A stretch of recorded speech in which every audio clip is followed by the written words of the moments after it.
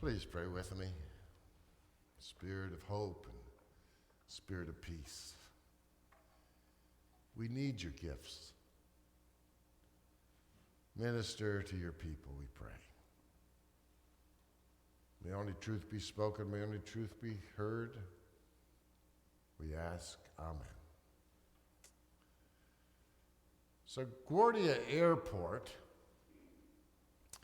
is named after Fiorello LaGuardia, the mayor of New York during the Depression. And he was quite a character. He liked to ride the city fire trucks, and he'd take entire orphanages to the baseball games. And whenever the city newspapers went on strike, he'd get on the radio and read the Sunday funnies to the children. It'd be great having a mayor like that, eh? And at any rate, one bitter cold night in 1935, Mayor LaGuardia turned up in a night court that served the poorest ward in the city. And he told the judge he could go home for the evening, and he took over the bench himself.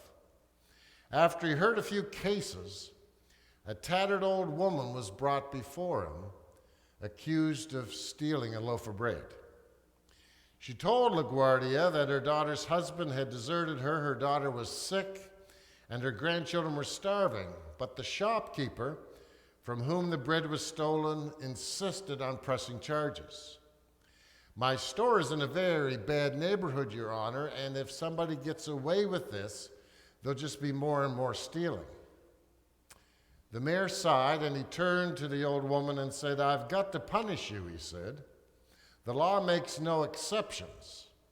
$10 or 10 days in jail. Now that is an example of what we know to be peace, order, and good government. That's how the justice system functions. That is what governments mean when they talk about the importance of the rule of law. Stealing is a crime. The woman stole bread. She's arrested. She pays by going to prison. This is keeping the peace. Now today, you can't go to prison in Canada for not paying a fine, but they can withhold your driver's license and that sort of thing. But in the States, people are still going to prison because they can't pay fines. But Jesus is not talking about that kind of peace. Our faith isn't talking about that kind of peace when we think about the peace that God is at work with us in claiming for this world. Jesus said, do you suppose that I came to bring peace to the world? No, not peace, but division. What's he talking about? There's no way Jesus would keep a peace that sends a grandmother to jail for stealing bread for her family. Peace that's just covering over injustice is not something John the Baptist was up for, or Jesus, or any of the prophets. Now, he was very clear that violence was not to be used. But when people who abuse power are challenged, they're the ones that usually become violent. And so the state, too often, moves to violence to maintain a peace that's not true peace. It's ironic that the Roman Empire was famous for their Pax Romana, their famous world peace over 200 years. For 200 years, Rome didn't have any civil wars and things were at peace. Doesn't that sound great? The problem is that peace came at the edge of a sword and with the use of crosses where they crucified any dissent. And we see that happening in China. We thought that working with China and making them rich would allow them to relax and allow more human rights, but they're going in the other direction, unfortunately. But in Rome's time, when the New Testament was written, Caesar was actually called the Christ, the Prince of Peace and Son of God. Jesus' followers took those words applied to Caesar and said, no, Jesus is that. Because the kind of peace Caesar's offering is killing us. You see, leaders always want to identify with God, calling themselves God, or like Britain, making the monarch the head of the Anglican Church, or American presidents. You think they were preachers. They're always going on about God. God bless America. God, God, God. You never know that the Constitution said there's to be a separation of religion and state. And, human beings often appeal to God to deal with their problems. There's a lot of people who are fatalistic. God will do what God do. We all got the day we're going to die, and, there's nothing much we can do, so, why worry about anything? And, people think it's all in God's hands. In Protestant terms, it's called the sovereignty of God, or predestination. God's got everything figured out, and, there's nothing we can do to change what God's up to. And then, of course, there's another ironic way that people think of God in the midst of difficulties. They say, I'm angry with God because such and such happened, which is precisely why I don't believe in God. The irony is, it's like people need to invent a God in order to blame somebody. But all these approaches share one thing in common. It takes away all responsibility for life and building peace.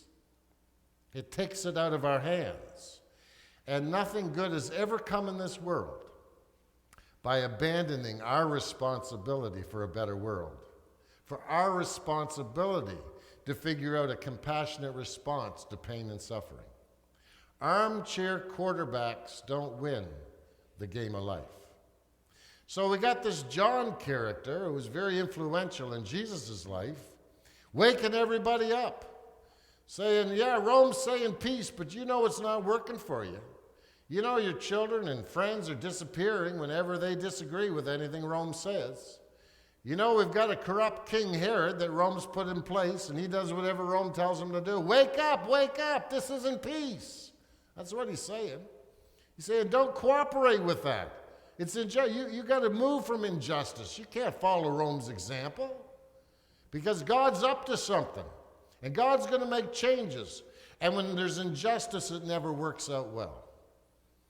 And how right John was, because about 20 to 30 years later, Rome came in with its armies and completely destroyed Jerusalem and took every bit of gold and silver and precious thing from every leader in that whole community and from the temple.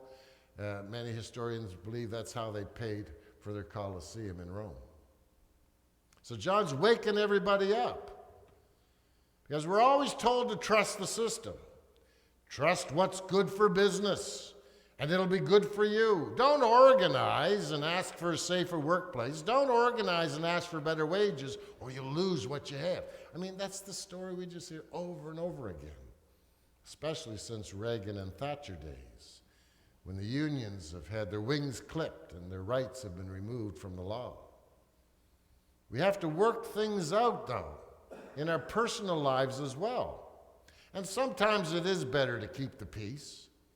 We got to have judgment in these matters. We got our Christmas tree last night. And the Brownings have always struggled a little bit finding a Christmas tree. Because this will surprise you. The Brownings, each one of us think that we're actually pretty good at knowing what a good-looking tree is. But for some reason, we have a hard time coming to consensus on what a good-looking tree is. And so thankfully, I must have got struck by the Spirit of God about 5 years ago, and I realized, you know what? I don't need to add my voice to this discussion.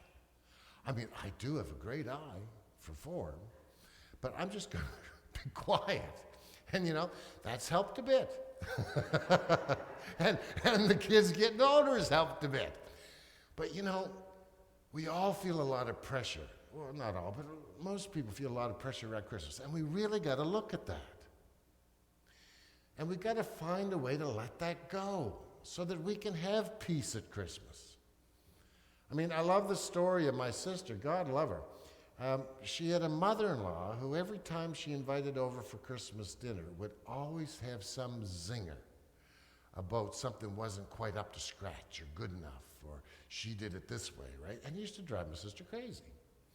And so, as I think most of us do, for the first many years in her marriage, she'd just try harder every year, right?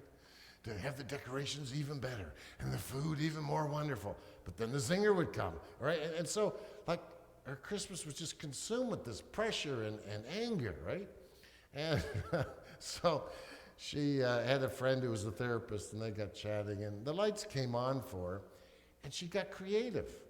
And she said to her husband, Harry, I'm not having your mother over for Christmas dinner anymore, but we're going to have Christmas dinner together, but we're going out to a hotel. And that way, when she insults me, it won't bother me because I wouldn't have put all that work into it, right? So let's be creative. Let's look at what pressure we're feeling. Do we really need to carry that pressure? Are there some ways around it that we can lessen it? Let's do that. Because Christmas isn't about that pressure of trying to meet expectations. I mean, with our kids too, there have been some years where I just felt there were too many presents around the trees. Because God help us to make our kids and grandkids think that Christmas is about how many presents you get, right? I mean, we want them to get the message that Christmas is about spending time together and playing games together and just getting caught up with one another and recognizing that a special child was born that lets us know that we're all special and all needed to move this world forward. Because the God we worship is a vulnerable God who chooses relationships over power. Because we human beings, we have been evolved through that power of God and come to the place where we have such power and influence that God can't make peace in this earth without us. We're vital to anything God wants to do on planet Earth because God's made us so. We are children of God and have that divine power shared with us. And so we need to work toward peace. And I love Al-Anon because it helps families dealing with alcoholics or drug addicts to figure out where their boundaries are. How much contact can they have with their loved ones without it being too much and moving them into disintegration and stress and pain? These are difficult things that have to be negotiated. Because there are people and systems that cannot be trusted and that are abusive and that we do need to really withdraw from. Although sometimes you can't because it's your family. I mean, what generally happens when a young boy is caught by his parents wearing his sister's dress and some of the mom's jewelry? Well, hopefully nowadays it won't be a big deal. But back in my day, the boy's going to be talked to in a way that he's going to feel shame. And what happens in most homes? What happened in my home years ago when a young girl is raped or sexually molested by a relative? She'll be told not to say anything to keep the peace, right? And what she's told is her pain doesn't matter. It's all right that happened to her. And if she goes to the authorities, chances are she may be shamed as well. I'm so glad that a Christmas miracle happened this past week. A bill came to Parliament for the third time outlawing conversion therapy. That's when religious groups take people who experience themselves to be gay or lesbian and tell them they're not really that way and that they can be converted by the power of God to be straight. I mean, it messes them up so bad. The suicide rates about people who've had conversion therapy are out of sight because they're being told that God can't stand them the way they are and they've got to be something they're not. And unanimously, all the members of Parliament, for the first time unanimously, passed that so it could happen quickly. And in the last two votes over it, there were always opposition to it. But this time unanimously. An example of how things can happen that we can't even imagine. And so John's waking up the people, telling them that Rome's promises of peace and prosperity are lies. There's no justice without peace. Get the road ready for the Lord. There are roads that need straightening out. Valleys need to be filled up. Every hill and mountain leveled off. The winding roads need to be made straight. The rough paths made smooth so everyone can win. So everyone has a place at the table. So everyone is respected. So everyone, the whole human race, will see God's salvation and blessing. And I love that. The whole human race will see God's blessing and salvation. We've got to get away from tribal religions, whatever their names, that say, oh no, we're the ones. No, the whole human race. That's what we're talking about. That's our great vision. That's the end game, what we look for and work for. The whole human race will see God's love, salvation, and blessing. That's the kind of peace John's talking about. Not the kind that comes at the expense of many.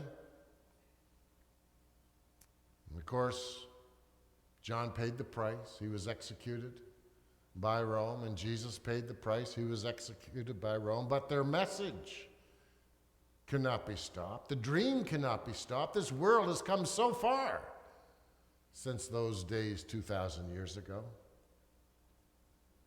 But that's the human struggle. Every culture has its own stories of leaders who dared to speak up of a better world based on fairness rather than on the threat of punishment. Every country has those who risk their comforts to expand the rights of humans, to humane treatments. But even then, it's a challenge for oppressed groups to not fight amongst themselves. And the powers that be love it when the opposition fights among itself. Malcolm K. and Martin Luther King were two strong, amazing leaders in the black community in the United States, and yet they were at odds. Malcolm X felt that they had to withdraw from the white community, not look to white people to be allies, that they needed to claim their own strength and create their own schools and create a way forward that wasn't dependent on the whites, who could not be depended on, who were racist. And Martin Luther King said, no, we need to work with those allies of the white community who will support us, so there can be dialogue and so ignorance can be reduced. And they were, perhaps they were both right. God worked through both of them, and they were both killed. And yet the message continued. And Johnson brought in a civil rights bill that unfortunately currently the Republicans are trying to strip away. But they won't, not over the long run. The environmental movement needs to be respectful of differences. There are environmentalists who believe that nuclear power is the way forward because that's the only thing that's going to give us enough power that doesn't do any CO2. And other environmentalists say, no, the spent rods are too destructive. We can't use nuclear power. And it's important that they may go separate ways, but they still need to be cooperative and respectful. And we see it in the Black Lives Movement and the gay community. They're divided over the issue of police at their events, like Gay Pride or the Transgender Remembrance Day. Some of the community want police there so that the police can hear their pain and hear what's needed to be done. And others say, no, they're complicit, they're racist, they're just there to pretty everything up. Maybe they're both right, but the point is, they must not be disrespectful of each other. We've got to respect differences that come from the same values of what we're all looking forward to doing together. And the natives have the same struggle themselves. Some of them believe that they need to get involved in Canadian politics and use the vote to influence politicians to get the changes that are required. And others say that's never worked. We need to be just among ourselves and speak for ourselves nation to nation and not be a part of the Canadian system, but speak nation to nation. And perhaps they both have a point, but they need to work together cooperatively. When Jesus' followers complained to him about John's disciples and about other groups who were seeking justice who weren't a part of his movement, Jesus said this, John is a greater prophet than me. And he said of these other groups, I have other sheep who are not part of our fold. So I love in the Second Vatican, they coined that term in people of goodwill. All people of goodwill are our partners. And they may go about things differently and have a different way, but if what we're trying to do is reach the same destination of respect, kindness, and fairness, then we are all a part of God's energies in this world. And so we need to be discerning. Just because somebody thinks they're a victim doesn't mean that they are. Some people can feel slights that are not really slights. And just because somebody doesn't think they're a victim doesn't mean that they're not. People can become so accustomed to being put down and abused that they think it's natural. I think we're also in an age where we make too much of individual words instead of looking at the intent and values behind what people are saying. What Jesus always focused on was the core problem of intentional disrespect and unkindness. And he knew that deep down in the heart of every neglected, hurting person was a divine nature that recoiled against that rejection and abuse. When we are in a situation where we're mistreated, it will show itself. Even if we're trying to pretend everything all right, it's going to come out someday, somehow, as anger, as violence, as depression, as cynicism, as despair, as suicide, as an addiction. If we're not well inside, we eventually won't be well on the outside. I've not come to bring that kind of peace, Jesus said. The stories of the Bible of John the Baptizer and Jesus and the other prophets all remind us that peace without justice is an illusion, that goodness is stronger than evil, but that struggle and sacrifice will always lead the way forward, and that without us on planet Earth, God cannot achieve God's dream. And so insofar as we have influences in the choices we make, we lend a helping hand and become allies to those who need our voice and our help, just like John and Jesus and the great peacemaker, and yes, LaGuardia, the mayor of New York, did.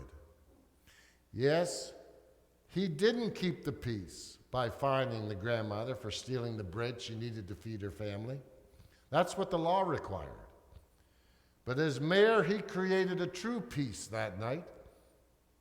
As soon as he sentenced the woman, LaGuardia reached into his pocket and pulled out a $10 bill. Here is the woman's fine, he said. And furthermore, I'm going to fine everyone in the court 50 cents for living in a city where a person has to steal bread so that her grandchildren can eat. Mr. Bailiff, collect the fines and give it to the defendant. The following day, the New York Times reported that $47.50, a small fortune, was turned over to that bewildered old woman. It was given by the red-faced store owner, some 70 petty criminals, people with traffic violations, and city policemen, everybody who was in the court that day. They gave their mayor a standing ovation as they handed over their money, and there was peace. John said, whatever changes you need to make in order to be kind, respectful, and fair, and have that as the trajectory of your life, do so, and the whole human race will see God's salvation. John is the voice of God, the voice of the mayor telling us, so long as there are hungry mouths to feed and lives that are devalued, we are called to do what we can as allies, as partners in God's salvation that is coming, and that all the world will get to be a part of. And in knowing that, even though storms will rage, we will be at peace. Thanks be to God.